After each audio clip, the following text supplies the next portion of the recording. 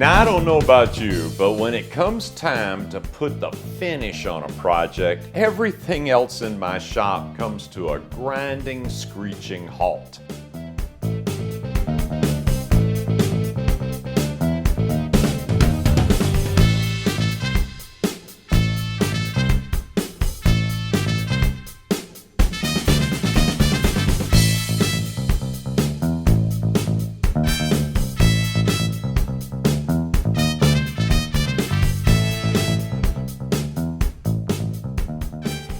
I don't have a separate room or place to do my finishing work, so I have to stop sawing and building. I have to let the dust settle and wait until the finish is completely dry on my project before I can get back to work building something else. I've tried a lot of things. I've put plastic sheeting up to make a type of tent, but that was always in the way and only partly effective. I've tried putting a coat of finish on at night, last thing before I leave the shop, but depending on the finish, that might not be fully dry by morning. Another day in the shop wasted. I've even tried doing my finishing work inside the house, and that didn't go over well at all. Bottom line though, my shop time is just way too valuable to waste it waiting for a finish to dry. I need a way to let finishes cure in a dust-free area and still be able to go about the business of building things. Well, they say that necessity is the mother of invention. Now, like all my shop projects, I did start with a list of design considerations. First off, I need it now, so whatever I make needs to be fast and simple to build. It also needs to be made of inexpensive and readily available materials. I'd like it to be easy to set up when I need it and easy to knock down and store when I don't. I want it to be somewhat scalable in size so it can handle different size projects. And when I do knock it down for storage, it needs to be light enough that I can move it around easily. And of course, most importantly, it needs to be dust tight so those little specks of dust don't get embedded in my finishes.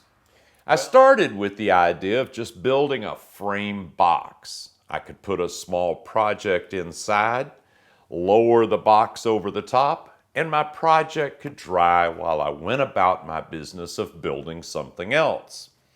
But lifting a box off and putting it back over a project seemed like a lot of trouble and might even stir up more dust. And what about bigger projects? Maybe I could make it expandable. Maybe I could build it out of panels that could be added or subtracted as needed to change the size and shape of the enclosure. Now we might be onto something. What about taller projects? Could I stack the panels? Maybe. A seed of an idea is about to germinate. All right, the first step in this little project is to go to the lumber yard or the home center store and get some 2x4s. And that's going to be problematic. You're not going to find really good 2x4s. They're hard to find these days. This one could probably use it to make a rocking horse out of. But what we're trying to do is we're trying to get pieces that are at least 30 inches long. And it's better to cut these a little over long. So I'm shooting for 31 inches. And I'm trying to find spots on these boards that are 31 inches long without any seriously ugly knots in the edge of the board, so that I can run it through the jointer and get a decent edge on the board.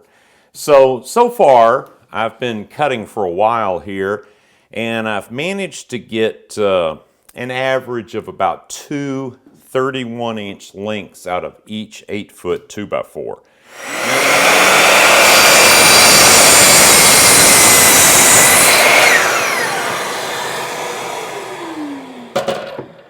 Okay, well, there's one out of an 8-foot board, and we'll just keep looking. Okay, so the next step is to take these boards that we've just cut and to joint one edge flat and square and then joint one face flat and square. So I'm going to do that now.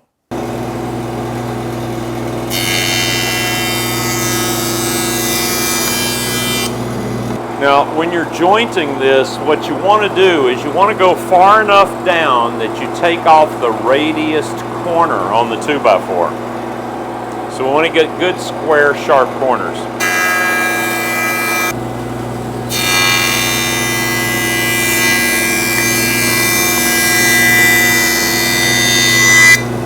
Okay, after you've got two square corners, now you can set this aside and we're going to run it through the planer. When I brought these 2x4s home from the home store, I stacked them in the shop for about a week to let them dry a little bit more. They're pretty wet. Now what we've done is we've kind of cut them a little oversized to length, and we've milled one edge square, one face square. Then I flipped them over and ran the other face through the planer. Now I've stacked these loosely now, and I'm going to let them acclimate for one more day. Probably about halfway through, I'll flip them around and restack them, but I've kind of got them stacked here with some airspace. Then we'll finish milling them, and we'll move on to the next step. All right, after milling one edge square and both faces and then letting the board sit overnight, now what I'm going to do is I'm going to rip off the sort of ragged edge over here on the other side. Now I'm ripping this to 2 7/8 inches. Actually, what's going to happen is we're going to glue these up in pairs, and we're going to continue to mill until we get 2.5-inch square blocks that will cut to exactly 30 inches long. But by cutting this at 2 7/8, it gives me a little extra space. So if I get glue squeeze out along the edge, don't have to spend a whole lot of time cleaning it up. I can just run it through the jointer or the planer and it'll be good to go. So we're ready to rip.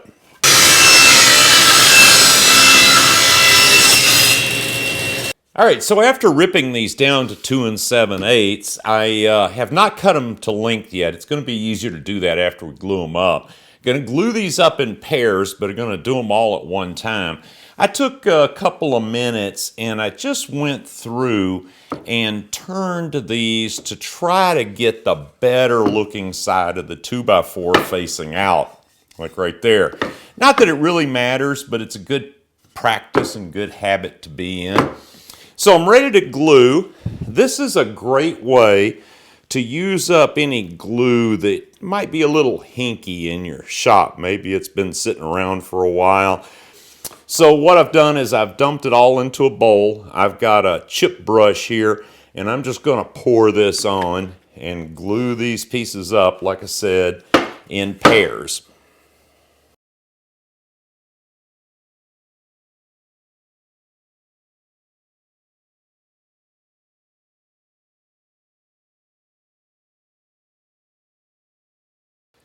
And there's my first pair. Just drop that in there. I'll try to keep one end semi-even. See the ugly side facing to the inside?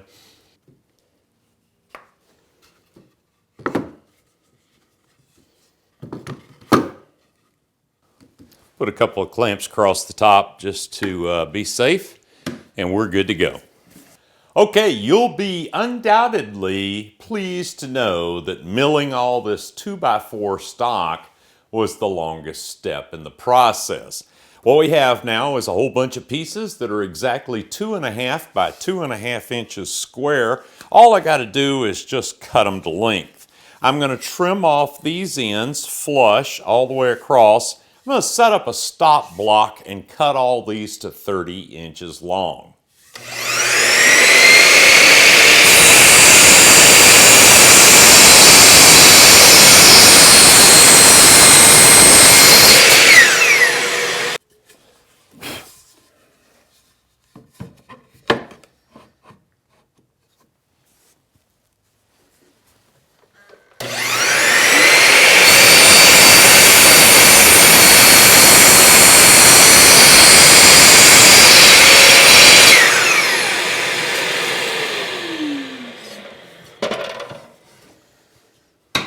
After cutting the legs to length, I've set those aside. We still got a couple of things to do with those, but I'm going to let those sit aside for a little bit and get started on the 1x2s. Now, if you think it was hard to find some good 30-inch lengths of 2x4, you haven't seen anything yet. Wait until you open up your bundles of 1x2s. Now, I just buy the unbroken bundles. Around here, there are 15 pieces in each bundle, and in the long run, it's easier to do it that way. Plus, if you unwrap the bundles at the store and start trying to pick through and find decent 1x2s, by the time you get them home, they're going to be warped anyway. So get them on back to your shop, cut the bundle, and start cutting before they start twisting like spaghetti. You're going to need a whole bunch of 30-inch length 1x2s, so I started cutting those first. Need 16 of them for the tops and bottoms of the panels if you build the same number of panels I've built for this project. And you're going to need another dozen that are going to get ripped in half. Now, you might think you can get away with 28, but some are going to get messed up, either in the ripping or you're going to find that they're just not good enough. Even though you've been careful to cut out the best parts, they're just not going to be good enough for your project. So cut a bunch extra. I've done that. I think now I've got enough. So what I want to do is try to keep these from warping until I'm ready to use them.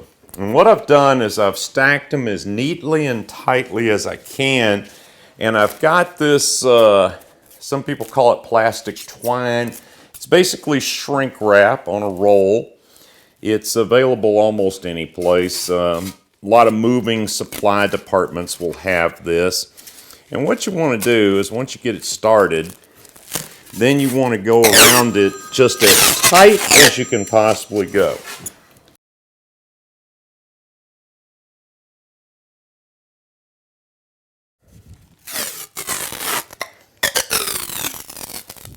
And this will help to hold these boards straight until you're ready for the next step of the project. Now I'm going to wrap this at both ends and in the middle, and then I'm going to set this bundle aside and I'm going to start cutting the other pieces that I need for the project. Okay, for our frames we're going to do a real simple butt joint, and we want our frames to be 30 inches by 30 inches. Now we've got our 30-inch pieces cut, and those will be the tops and bottoms of the frames. What we need to do now is figure out how long to make the side pieces so we get perfectly square frame. Easiest way to do that is simply take your tape measure, put the 30-inch mark next to the second piece of wood, and then look over here and see 28 5/8 inches. That's how long the side pieces need to be. All right, now we want to assemble our panels quickly, but we want to make sure we're assembling them square and flat. Easiest way to do that is to make some sort of little jig to help out. This is nothing but a scrap of plywood. This is the key right here. This piece of plywood is cut 1/64 of an inch less than 14 inches. And you'll see why that distance is important. I have nailed this down to the top of this board, and so to assemble one of our panels, we simply take one of our 30-inch top or bottom pieces, one of our 28 5/8 inch pieces. That looks pretty ragged. I'm going to dab a little glue here on the end of this. I'm going to put this next to this piece of plywood and square it up with the top piece. And I'm going to put a couple of 18 gauge nails. These are 1.25 inches long. Can be plenty. Hold it till the glue sets. Now I'm going to take another 28 5/8 inch piece for the center support. I'm going to dab a little glue on that. Put that up here next to the other end of this plywood. push everything up tight, square, hold, nail.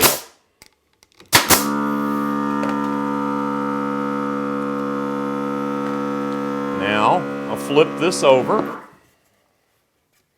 using again this piece of wood to register everything.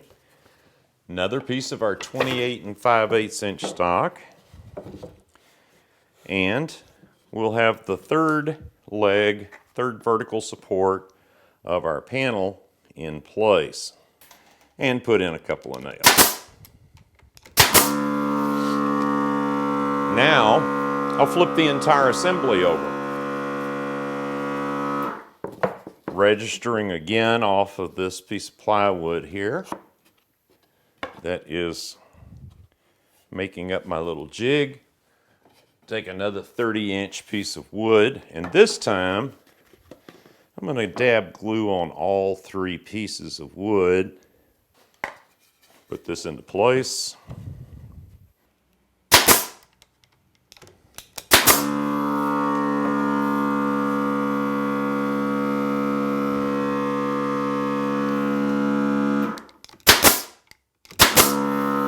Perfect.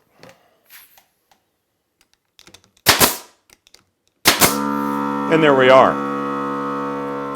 About 3 minutes to assemble each frame. Okay, now we need to build a total of 8 of those panels.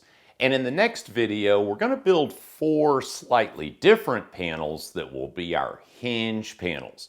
That's what's going to allow us to open up the finishing enclosure and put what we're finishing inside in a dust-free environment.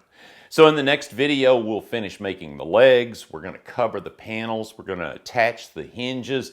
We're going to move along on this project pretty good, so I'll look forward to seeing you in the next video. Thanks for watching.